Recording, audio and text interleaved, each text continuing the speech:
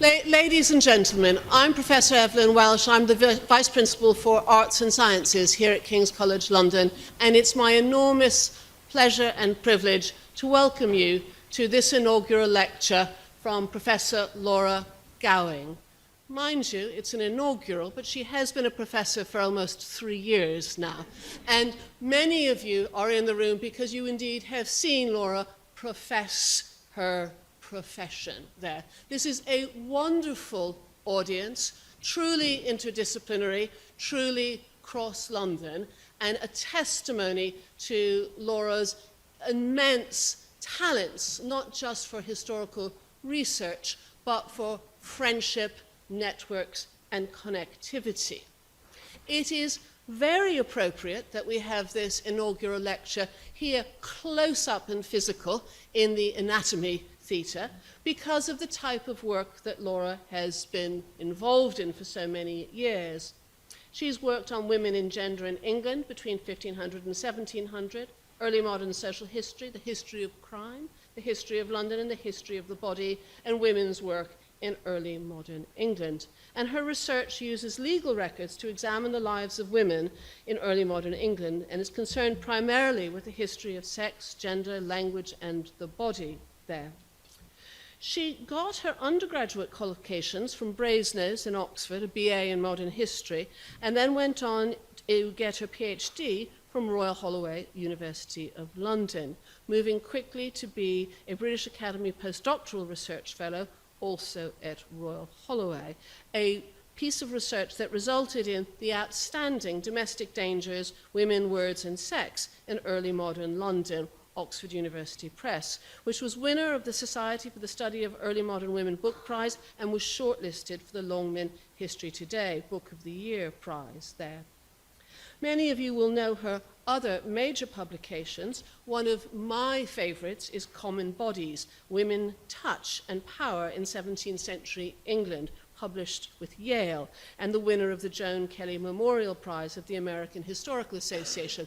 I actually have 2 copies of this book, 2 hardback copies of this book, because I found it was the book I reached for most when new graduate students came into my office there, and I was always losing it there. So I now have a rotating system of Laura's books there. Her newest book, Gender Relations in Early Modern England with Pearsons, has been equally important and influential, I'm sure not just in my research, but in all of yours, particularly for the access that it gives students to often very, very complex material there. Now, her recent work on women's work in the history of gesture appears in Cultural and Social History and on the social history of the bed in home cultures there. And many of you will know that she has been awarded a highly prestigious Leverhulme Major Research Fellowship to work on women and the London City companies there. Now, Laura is not just an outstanding historian who uses legal records with sophistication and theoretical nuance there. She is also, and seeing how many of you are here from King's from different departments and how many of you across London are not just from history departments but also from English and modern languages departments, she is a great convener of people. She runs 2 seminars at the Institute of Historical Research, Society, Culture and Belief in Early Modern Europe and Women's History, and is an editor of the History Workshop Journal. I am personally very grateful to her, as is King's College, for the work that she's been doing with the history department this year on the Athena Swan program, which brings gender equality out of being an issue to do with science, technology, and maths, and into the humanities and social sciences. They're in some ways bringing to life some of the issues and challenges that women faced in the 17th century, and surprisingly enough, often still face today there. So for her remarkable achievements as a historian, for her wonderful warmth as a colleague, and her generous convictions that friendship is what makes true research possible, can I invite Professor Laura Gowing, to deliver her inaugural lecture. Laura.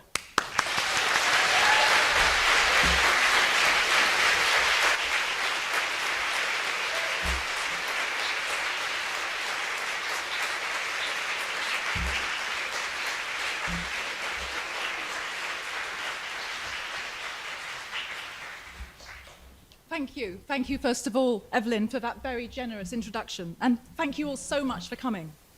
I can see old and new colleagues in the Department of History and elsewhere, and friends and colleagues and teachers from elsewhere. My family, my old friends, my new friends, and our undergraduate and postgraduate students, and loads of other people. Thank you so much for being here. It's really special. Can you hear me okay? Thank you. Since I've hinted shamelessly at Virginia Woolf in the title, I want to open with her call in A Room of One's Own to the women scholars of Girton and Newnham to write the history of the ordinary Elizabethan woman, the woman who left no writing of her own. In London and even in Cambridge in 1928, feminist historians were, of course, already doing this job. And in the nearly 90 years since Woolf wrote, we've gained an extraordinary corpus of just those details for which she longed, of women's everyday life and life chances before 1800. So my biggest debt is to everyone who's been engaged in that work, who I've been so lucky to work with, and I look forward to hearing much more from those who are just beginning it. We hardly talk about Elizabethan women today. The term early modern that's replaced it to cover the period roughly 1500 to 1750 has its own problems. But if it does anything for women's history, it should help us think about how these terms speak to each other, early, modern, and women. I hope the women I'm going to talk about today will go a little way to help us do that. And I want to start with what might be a piece of actual writing by a woman from some time in the 1680s. It's a petition that was presented to London's Court of Aldermen by a woman named Mary Spark, whose trade was not, of course, writing, but making tobacco pipes. Like this, but longer, probably in a little kiln behind her house. Mary's writing and her spelling are so individual that she may have written this herself or with the help of a rather poor scrivener or a friend.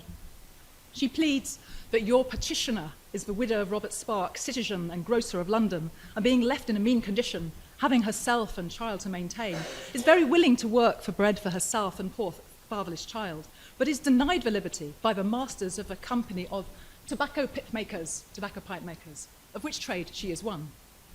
So Mary was petitioning to be allowed to practice her trade, to make and sell tobacco pipes, to support herself after her husband, a member of a grocer's company, had died. She had a trade, but she was not a member of a company of tobacco pipe makers. She was not free of the city, and without the freedom, you were not meant to be able to trade within the city walls. Petitions were, of course, one of the ways in which early modern people negotiated with authority, casting themselves as humble and supplicants before the honourable justices and elites. They were a very familiar tool to women of this era who made heavy use of the legal system, despite the disabilities of wives under the common law. And in this one, alongside all Mary's humility about her poverty, we can also see an assertion of belonging. She names herself as a poor widow of this honourable city of London. In London, access to political power and economic status depended on being a citizen, which meant being free of the city and member of one of the 80-odd city companies, from the mercers at the top of the hierarchy down to the rather less prestigious tobacco pipe makers. And that freedom came mostly from having been an apprentice or from the inheritance of a father's trade. But Mary Spark was not a citizen. Only her husband, a grocer, had been. Citizenship was not yet a wholly national issue, while the idea of citizenship in this sense is being framed. Its literal meaning is still civic and local. And in London, it meant being part of a company. The broader question of whether women had citizenship in the early modern era remains a troubled one. It might be summed up as a journey from not talking about it in the 17th century, the early 17th century, to asserting that women didn't have it in the late 17th century. In another kind of petition, in the civil wars of the 1640s, women published collective petitions for peace which argued explicitly that they were sharers in the Commonwealth alongside men. Today I'm mostly talking about the freedom of the city, but it'll be useful to bear other kinds of freedoms and liberties and citizenship in mind. So, did Mary Spark belong to the city? Did she have its freedom? These were questions which concerned women, their families, city companies, and London's governors, and they're of particular interest at this point in the late 17th century. Between roughly 1660 and 1700, some new economic opportunities are opening for women, especially in London and other urban communities. And at the same time, as urban politics became more participatory, women's exclusion from its formal sphere and from voting is being made more explicit. And I've been working on this material at the same time as participating in our own institutions, trying to work towards gender equality. So thinking about ways of exclusion, and especially a place of custom, has been really germane. One of the exercises many of us have done as part of unconscious bias tests how we map the supposedly binary oppositions of, for example, work and home with those of, say, husband and wife. In fact, I broke that test by not being able to do the binary oppositions. But the ideas of women's work that get established here in late 17th century London are part of the edifice of gender, but they don't always lead where we might expect. So London historians have placed great stress on the freedom as an index of participation in urban politics, even late into the 17th century. Most of the male population of the city within the walls. You can just see the outline of the city walls in this map of 1688. Most of the male population were freemen. By the late 17th century, the power of the companies is diluting, it's shifting away from controlling trades to more and more political and sociable role, but they're still very significant in urban life, and they're maintaining a pretty tight hold over the right to trade in the city, whose streets, rebuilt after the fire, here's the extent of what was destroyed in the fire, the new buildings are still full of shops, stalls, and standings. For men, the life cycle of apprentice to journeyman and then ideally to master of one's own house and trade remained the model route to adulthood and the basis of citizenship. That life cycle had long been definitional of urban masculinity, although many men would never fit into its mould. In the culture of companies, in their halls, in their plates, in their pageants, women featured as rhetorical and emblematic. Here's one example, the Mercer's Maiden. She's on the company coat of arms everywhere. She features on company documents. She appears on maidens' heads, the top there, that are put compulsorily on every Mercer's company, and there's a lot of them, that's rebuilt after the fire. And she's even performed by carefully chosen girls of the city in pageants. There she is in a chariot. But girls could be apprentices too, and they could become free. So I'm going to start by talking about girls as apprentices. Women in companies loom very large. In fact, in one of those great books Virginia Woolf hadn't read, Alice Clark's Working Life of Women in 17th Century England, published in 1919. Contemporaries wondered about the question of female apprenticeship, talked about it, wrote about it, and mentions of maid apprentices and how they should be indentured can be found in collections of customs, company records, personal diaries. In the 1560s, the wardens who ran the Drapers' Company were going into a formal supper when they were interrupted by a question about whether a girl could be bound as an apprentice. One knowledgeable former warden stepped forward and told the company they have precedents thereof in the Chamber of London for more than 100 years past, and that girls should be indentured as apprentices in such manner and form as they are for other apprentices in the city, that is, enrolled in the Chamber of London, so making a formal record, as other apprentices are, and thereby to enjoy also the freedom of the city. He had a good memory. The numbers of women formerly apprenticed into companies were tiny, and the ones that were entitled to become free. At most, it seems 1 or 2 in every 100 names. But something changed in companies in the mid-1600s. And I must add here that seeing that change is only possible because of the heroic efforts of the Centre for Metropolitan History's achievement in digitising a selection of company records and, crucially, including gender as a data field for a corpus of stuff that really looks like it's all about men. It's changed my life, literally. So in the first half of the 17th century, there's hardly any girls in the formal records of these companies. The registers of the cloth workers between 1600 and 1640 record 9,500 boys and 11 girls. How? How do you choose to be one of those girls? It's extraordinary. The cloth workers company, but things begin to change from 1645. The cloth workers company record 2 female apprentices in 1646 and 3 in 1647. The mercers and the tallow chandlers follow with a few girls each. It's a revolution. In the 1690s, across 10 London companies, we can see the names of about 200 female apprentices. Numbers fall a bit in the 18th century, but hold steady till the apprenticeship system breaks down in the 1770s. And alongside the poor girls who were apprenticed by parish authorities, all this made female apprentices a recognisable part of the urban landscape. What were these apprentices doing? Mostly, they were learning to sew. But it's always hard to tell because they're formally apprenticed to husbands often, but trained by wives in a separate trade. Not to mention the habit of people, aggravatingly for the historian, practicing a trade that wasn't the same as their company membership.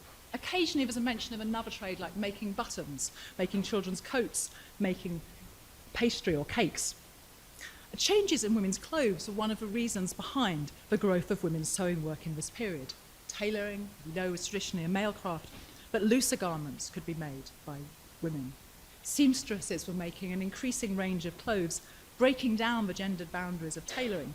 So from making unstructured garments like shirts and smocks, they're moving on to garments for the neck, the head and the hands, and then a little later to loosely pleated gowns called mantuas, like the ones shown here, first in a painting and then being worn much further down the social scale by a street seller in the large market for second-hand cloth and clothes. The proliferation of small shops in London provided another opportunity. Here's the Royal Exchange in Cheapside, engraved in 1671. It's worth noting that, of course, Mercer's Maidenhead appears again on alternately with the grasshopper of the regressions on the front arch. And in the new Royal Exchange, rebuilt in 1667, the upstairs was made into a shopping gallery with walkways for leisurely shopping and beadles on the door to make sure the wrong people didn't come in. 40% of those upper shops were tenanted by women. We know quite a lot now about the experience of shopping for customers in the consumer revolution, but we still don't know so much about the women who worked in the shops, who stood behind the counters when these increasingly skilled, knowledgeable consumers touched the fabrics, bartered over prices, or exercised that other new skill, shoplifting, made a capital offence in the 1690s. These changes are part of the atmosphere that led women towards freedom. And so is the city's keenness to fill empty shops after a fire, which meant they started allowing non-free traders in, including some women. But the move of women into companies first happens in the 1640s, and the obvious explanation is that it comes from a few families' responses to the social and economic dislocations of the civil wars. So girls like this were apprenticed at around 14 into a household where they lived for the next 7 years, if all worked out, food and clothes mostly provided. Many of the first wave of these girls were craftsmen's children themselves from outside the city. Girls then were being apprenticed into urban opportunities that their parents hadn't had. By the end of the century, they were being joined too by the daughters of provincial gentry. Plenty of these had come a long distance from across England. Boys are doing much the same thing in much larger numbers. Sometimes you can even trace a sister and brother being sent to London and apprenticed a year or so apart, always to different households. London was a huge draw. This is the age in which the city's gender ratio shifts to being as high as 60% female. This is down mostly to young women migrating into domestic service, not apprenticeship. But it's certainly a world full of young, relatively independent women. A good third of these migrants had already lost their fathers. We mostly never know about the mothers. Family and friends had plans for these daughters. Being formally apprenticed into a company gave them the possibility, like boys, of becoming free after their 7 years and trading independently in the city. Around 1 in 6 of these girls took up the freedom in the end. This sounds tiny, but it's actually surprisingly high, because only about half of the boys completed their apprenticeships. There's a dropout rate that would give any university cause for concern.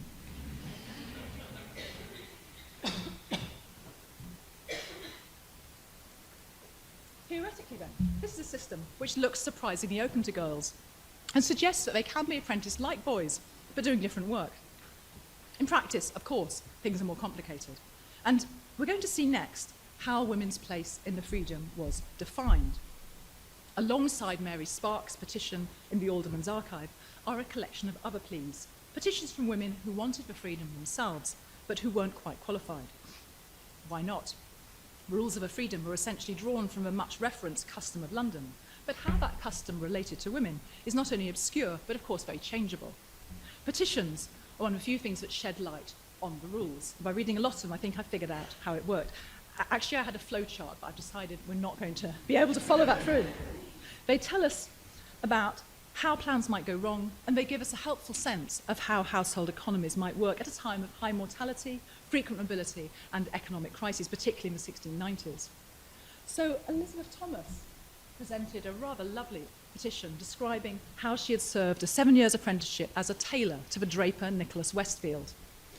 She's not in any of the company records. Nowhere is she listed as his apprentice, though all the boys apprenticed into the household were. And she didn't take up the freedom at the end of it. But even if she had, she would have lost it when she married. She married a merchant tailor who had the freedom himself, and she worked with him. When he died, she continued to take advantage of his freedom, which she could do, to allow her to trade as a tailor. She says in her petition, by her industry therein, she hath hitherto maintained her aged mother and 2 children, who, without her supporting them, must of necessity fall to the charge of the parish.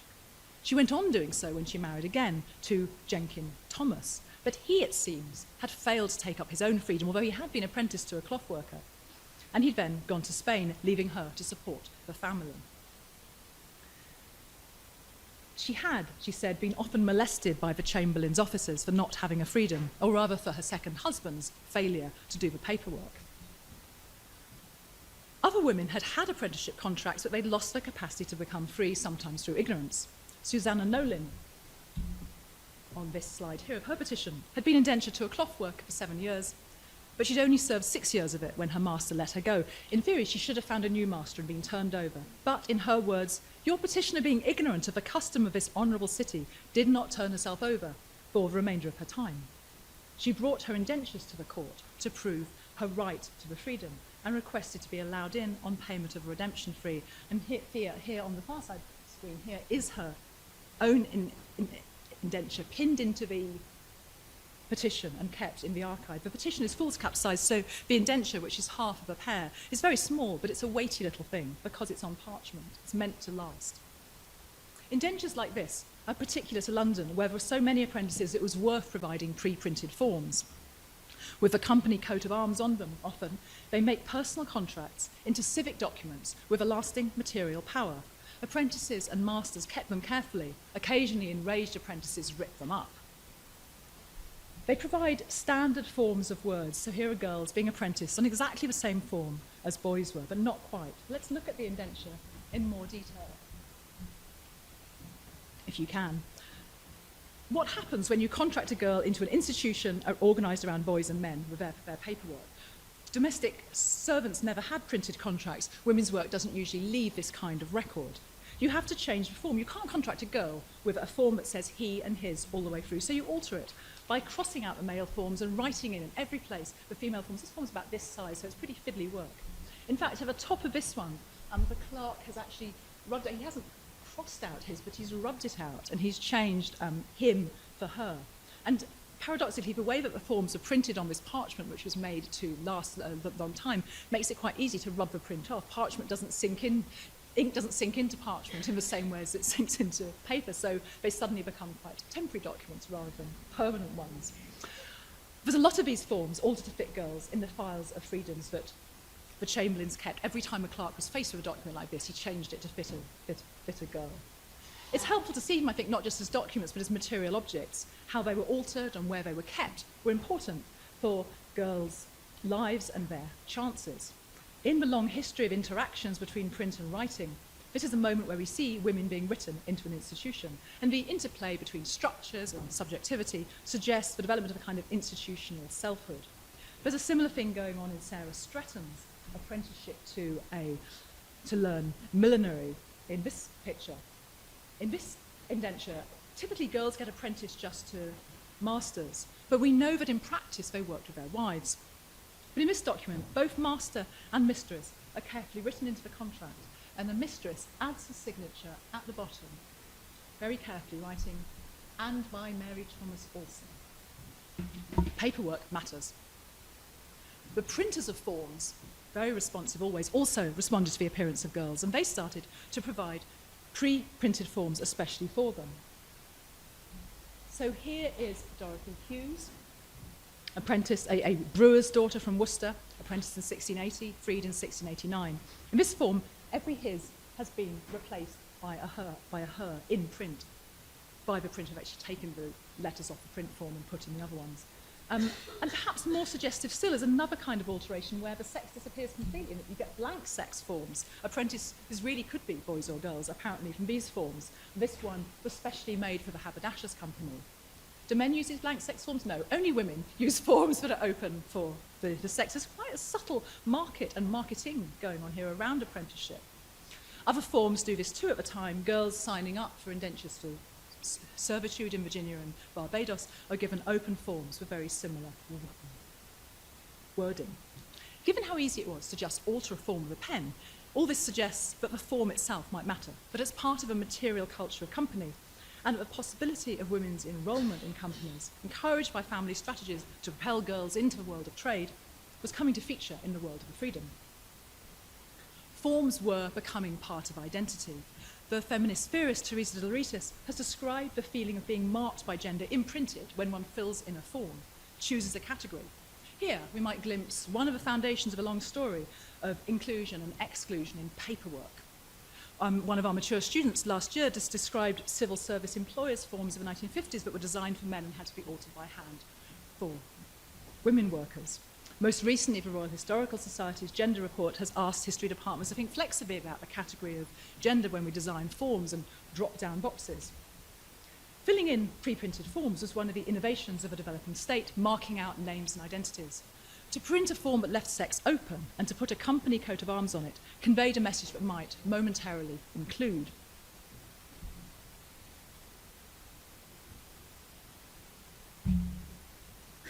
Where the indentures were made matters too. Mary Jermyn was another petitioner with a difficult story.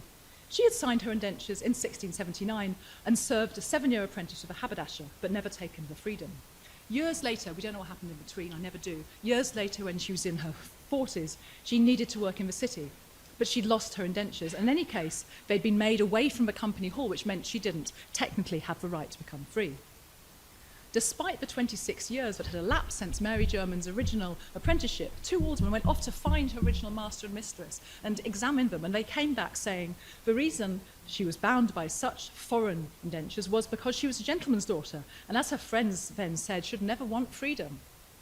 Only now, being much reduced, she wanted to follow the employ of a seamstress within this city. How times had changed. In 1679, Mary Jermyn's friends imagined gentle birth to exclude the need to sew for a living. By the 1690s, this was no longer true. Many city people had become much reduced, and plenty of gentry daughters were learning to trade. Like other female petitioners, Mary Jermyn expressed a certain bafflement with her circumstances. How true this is, I don't know. Susanna Nolan had described herself as ignorant of the custom of this honourable city. Patience Lee, another would-be seamstress, explained that she had been apprenticed to a woman in the pewterer's company, but at the end of her service she couldn't be made free, for she was bound but for 5 years, of which your petitioner was wholly ignorant at the time of the binding, which will be your petitioner's utter ruin if not relieved by this honourable court.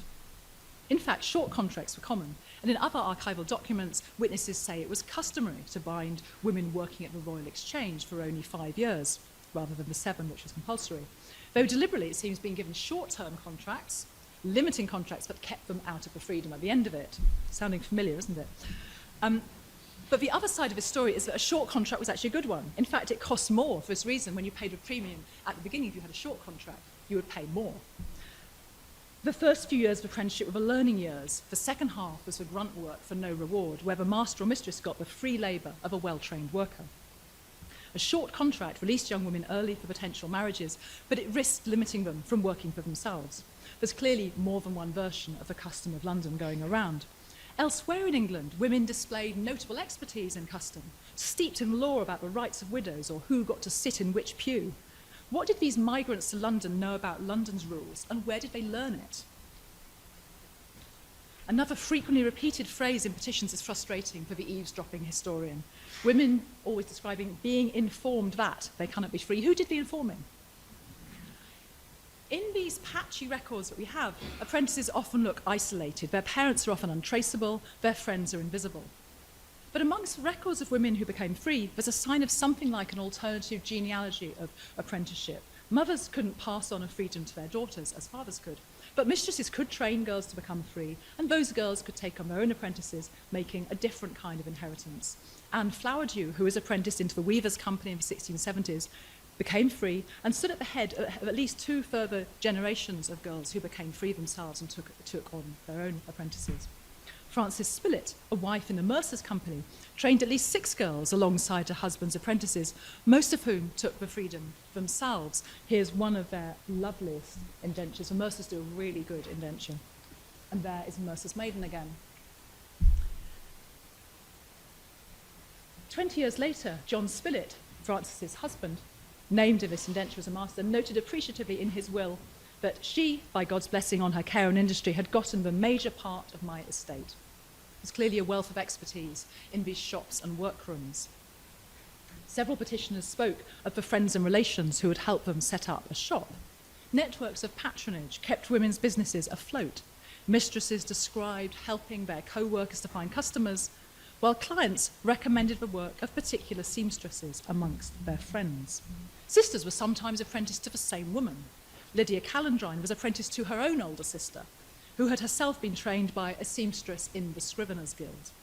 Intriguingly, Lydia Calendrine's contract includes a phrase binding her to lovingly and meekly bear and behave herself to her own sister.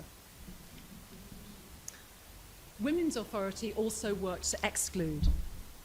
The petition of Phoebe Young described her livelihood being molested by another woman. Phoebe was a freeman's daughter who had been in service but had been struck lame. Incapable of serving any longer, she'd taken a stall by St Dunstan's Church to sell apples and oranges. But she'd been driven out by one Mary Rolls on the pretence that her husband was no freeman. Mary knew who fitted in where.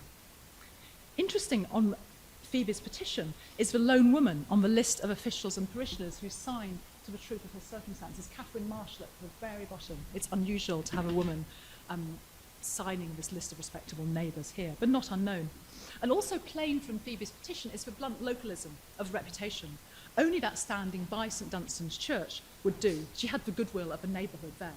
Anywhere else, she claimed, she would be forced to beg her bread in a strange place. And she certainly didn't want to do so outside the city walls.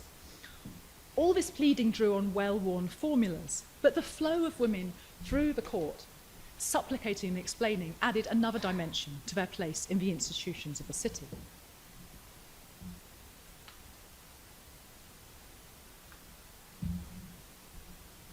Phoebe Young's trouble was that she was married.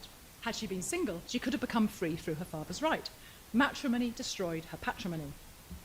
Women, like men, were entitled to become free of the city if their fathers were freemen. It was an option more and more women were taking up in the late 17th century. But marriage got in the way. The aldermen heard petitions from women whose fathers had been free, but who had married foreigners or soldiers, or men who had failed to take up their own freedom. War was often responsible.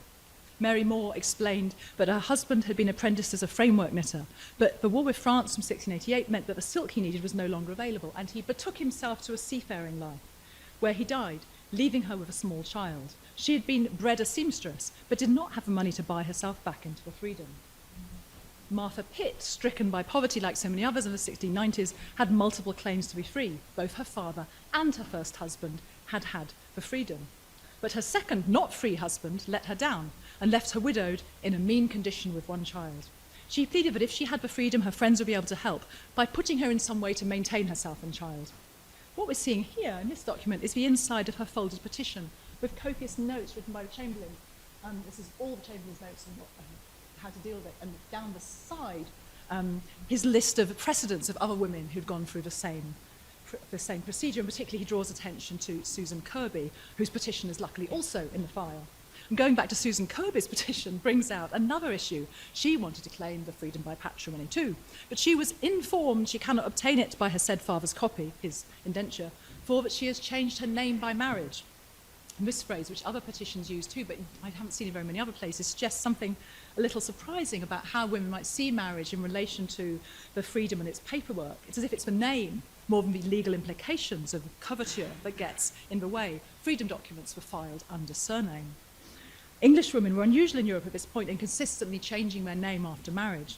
And the need to present indentures with these kind of petitions meant women had to either get hold of family documents or go to the Chamberlain's archive and inquire.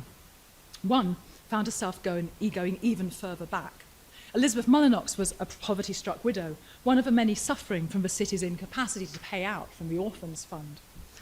Her husband had been orphaned as a child and she didn't get the money she was entitled to. She'd sold her curtains, her valance, her rug, and everything except her bare bed. She owed 3 years' rent, 15 shillings to the baker and the chandler, and 25 shillings for the nursing of her children. She was hoping to get her 7-year-old daughter into Christ's Hospital, the institution for poor freemen's children. But trying to trace the freedom that would allow this turned out to be impossible. Her husband had told her he had the freedom. He was the son of a merchant tailor who'd been free, but he didn't. He'd failed to take up his patrimony. Your petitioner, she said in her petition, cannot find that her husband did take up his freedom by patrimony as he might have done. Whether by his neglect or want of money to take up the same, she cannot tell. Although he told your petitioner he was free, freedom's reach was wide, but its advantages required paperwork and even archival research. So,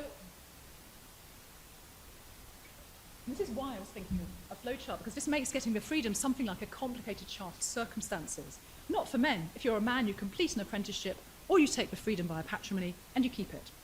If you're a woman, think of it as a series of questions. Did you do an apprenticeship? Are you still single? Did you marry a freeman? Was your husband, or your father, or your husband's father free? Even apprenticed women who had become free could not share their freedom, technically, with an unfree husband. So whichever way a woman gained the freedom, she risked losing it if she married. And remember how short many marriages were and how much remarrying there was. Economic historians of this era increasingly recognise the industrious family as the most useful unit of analysis. But as we've seen from the petitions, families, especially in cities, were incredibly fragile structures with complex layers of kinship and obligation which shifted with every death and every remarriage. You're only ever as free as your last or your next husband. And finally, the petitions give a voice to the aldermen who made the decisions. The women who present them speak with minimal humility and quite a lot of authority, often with a sense of membership in the city. The aldermen often agree to their requests, usually with a fee, but they were very pernickety and particularly keen to prescribe exactly what kind of trading women could do. Susanna Russell was permitted to keep a small shop in the Old Bailey. Joan Ipsley was licensed to keep a little chandler's shop during the pleasure of this court. Mary Clark was admitted into the freedom only to take apprentices who may work to help to support her.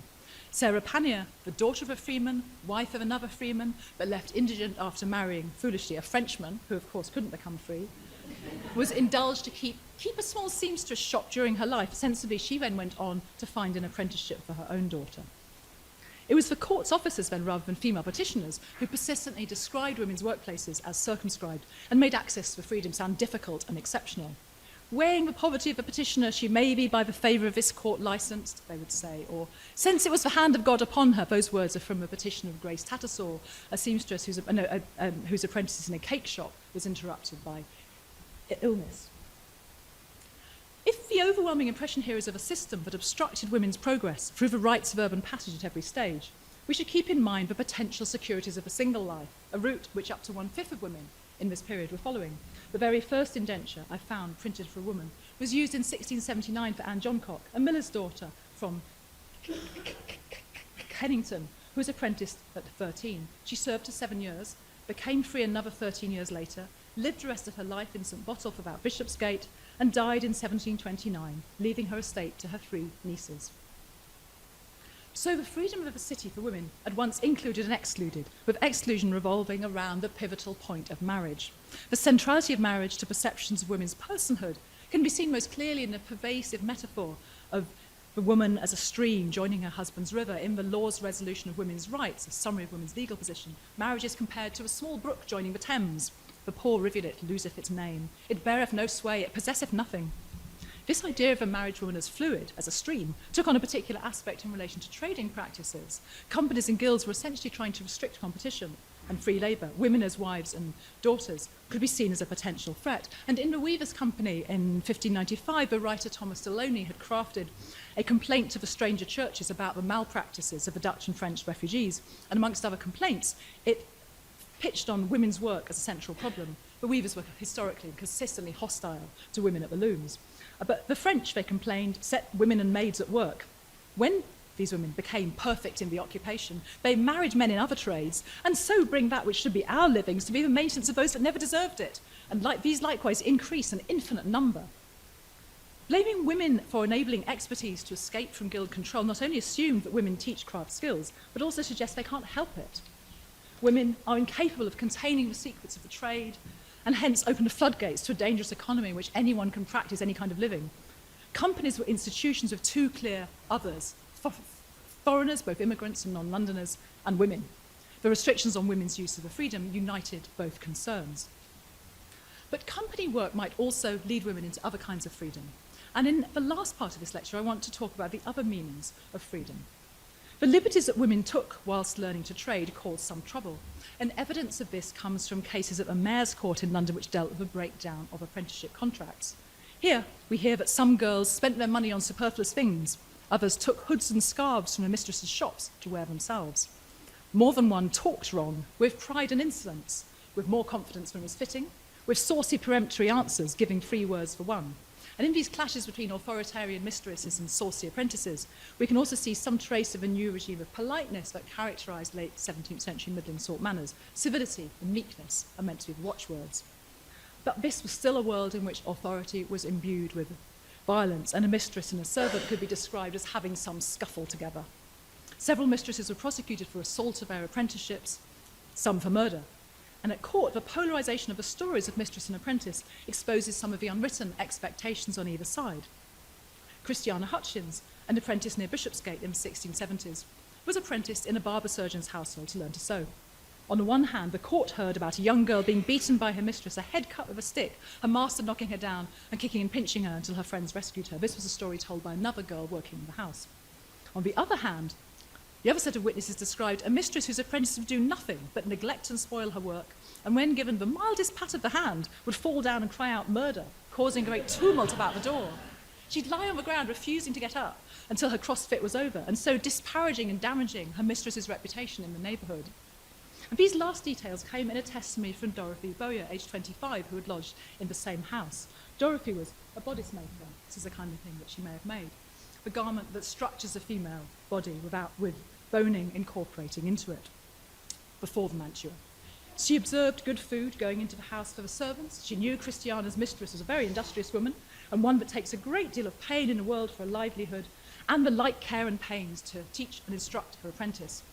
To have a young apprentice having a tantrum at her door was hardly going to enhance her local reputation. And Dorothy herself had a tradeswoman's authority. Women in court, who've often had cause to observe, are always introduced by the occupation of their husbands or their fathers. They're always called something like a leather seller's wife. Dorothy Bowyer is the only woman I've ever seen in a court record who is described as a bodice maker in her own right. The precise nature of apprentices' work was crucial in giving them the freedom of the future, and girls needed to learn precisely the right skills to flourish in the market of London fashion. Only a small part of this was learning to sew, and we can see this by the issues that people raised in apprenticeship disputes. Witnesses in court noted with approval when apprentices were learning useful skills like cutting out and starching, and parents and friends complained when instead they saw girls being employed in servile work or drudgery, the kind of work that a parish apprentice might be expected to do. And if we put the detailed complaints here into a table, which of course I've done, we can see where the differences were. It's not always where you might expect. The kind of details that cause girls to dig their heels in range from making up fires, laboriously fetching water from the conduit, to boring ordinary hemming and carrying a great boy of her mistress's about on a Sunday. The line between housework and professional training mattered not just for prestige, but for appearance. The wrong kind of work damaged a girl's hands and made her look like a drudge, not a woman of some link to fashion who you might want touching the goods in the shop. When Christiana Hutchins, the tantrum one, her aunt, came to see how she was getting on, she looked at the girl's hands and said she could tell that she should do all the drudgery work in the house, not relating to the trade of a seamstress, for that her hands did very much evidence the same, being made very unfit to handle and work with a needle. She told Christiana's mistress that the apprentice looked as if she'd been making her fires and dressing the meat, and the mistress defended herself. They had all their meats from the cooks and dressed none at home. Girls were also meant to be learning to manage a trade. The point of getting a freedom was to have a shop, and many apprentices aimed at this. Someone else could do the badly paid piecework. In the 1650s, one seamstress apprentice, Hester Hudson, went round saying to her fellow servants that she was able to manage the trade herself if she were free and had but some patterns.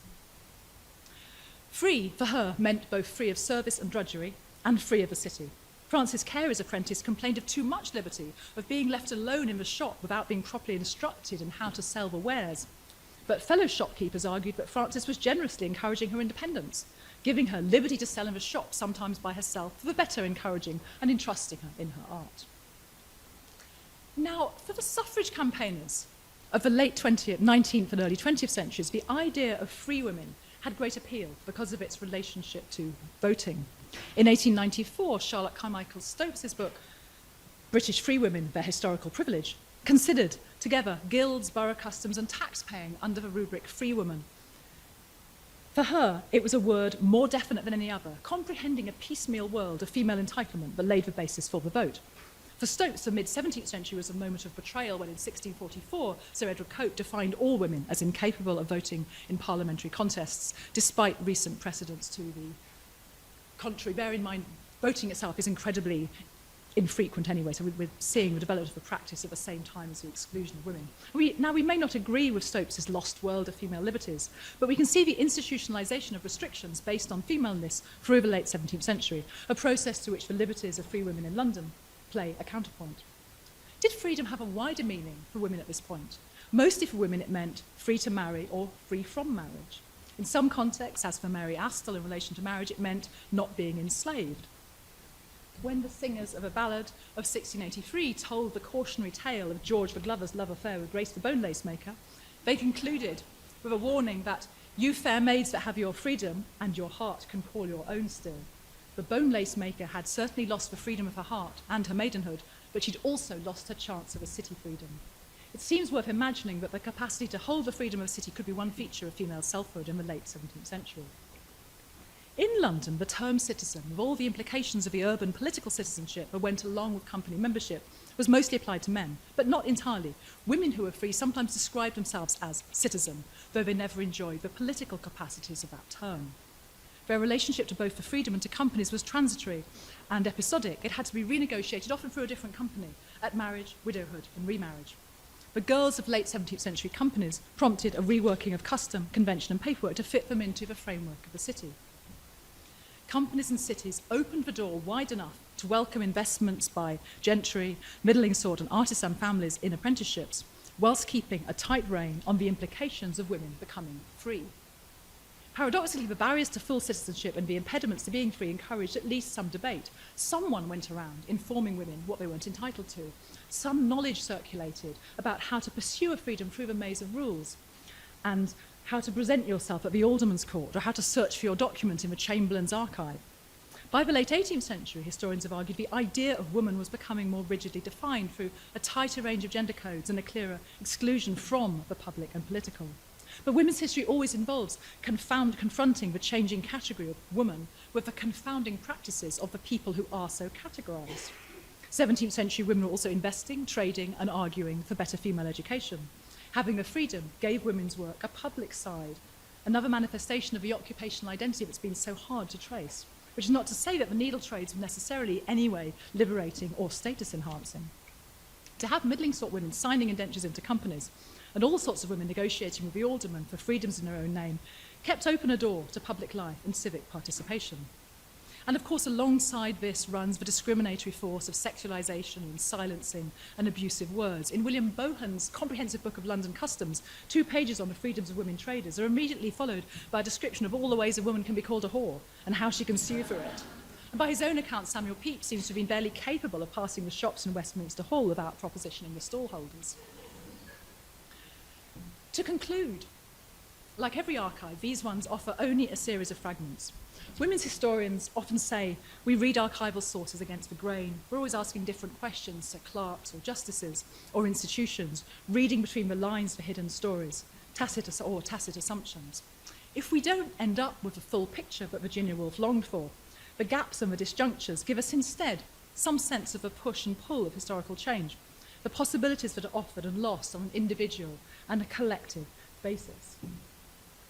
We'll have to leave Mary Spark here, hoping for her trade. Perhaps she went on making pipes like these. Perhaps her daughter had a better way to get on. Thank you.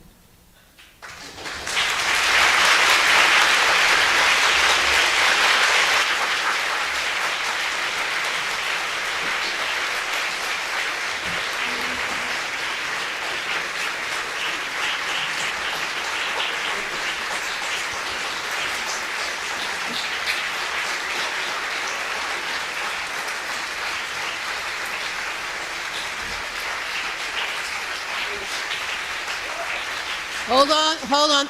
There's a slight encore here. As tempted as I am to say, put it in a pipe and smoke it. Instead, I'm going to invite the Executive Dean of the Faculty of Arts and Humanities, Russell Goulburn, to give the vote of thanks. Russell.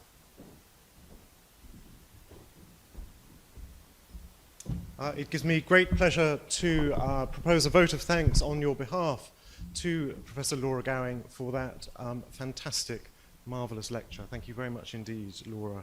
I think no flowchart is necessary to explain why there are so many people here today, a direct result of the influence that you have on people through your teaching, through the breadth and depth of your scholarship, and through your humanity as a colleague. One of the great pleasures, I think, of listening to Laura's voice this evening has been her own attentiveness to voice, bringing back from the dead voices which would otherwise have been lost to posterity. I think at one point in your lecture you likened yourself to eavesdropping on some of these documents, some of these agreements, some of the relationships that were created. A sense of the social life of the early modern period, broadly defined, coming back to life before our very eyes. And that really is an extraordinary achievement. It is, it seems to me, Laura's unerring ability to balance at once the really big questions about social change, population movements, historical change, and the intimate details of private lives, of people's professions, of the way people lived their lives. All this she brings to life through an attentiveness to what might be thought of as some of the driest of possible historical documents, legal documents, depositions, indentures, as we've seen. But those documents themselves, when carefully and thoughtfully attended to, are powerfully revealing. I think perhaps one of the most powerful examples for me this evening was that the indenture with the text rubbed out, the him being replaced by her. There was something about that palimpsestic quality of the parchment that worked for me as a suitable image of the kind of work that Laura herself is engaged in, stripping away some of the layers of historical ignorance or oversight, stripping back some of the layers of analysis that had not attended properly to women's history. That sense of the stains and the traces also brought to mind her recent article, her 2014 article on the social life of English beds, where one of the things that I learnt from reading that was about the problem of bedwetting. Apparently, apprentices were particularly known for their difficulty to contain themselves at night and the cost that this incurred for their masters. I'm not quite sure how I'm going to make a link from that to inviting you to drinks, but I do nevertheless issue that invitation. Do please join us downstairs in chapters for drinks to celebrate Laura's lecture. I think the final thing I want to say is that what really has come across through your work and certainly in the dealings that you and I have had since I've been at King's is a powerful sense of humanity and empathy. I think that characterizes Laura as a scholar, as a teacher, as a person. That is the person whom I think we should be celebrating tonight with a further round of applause.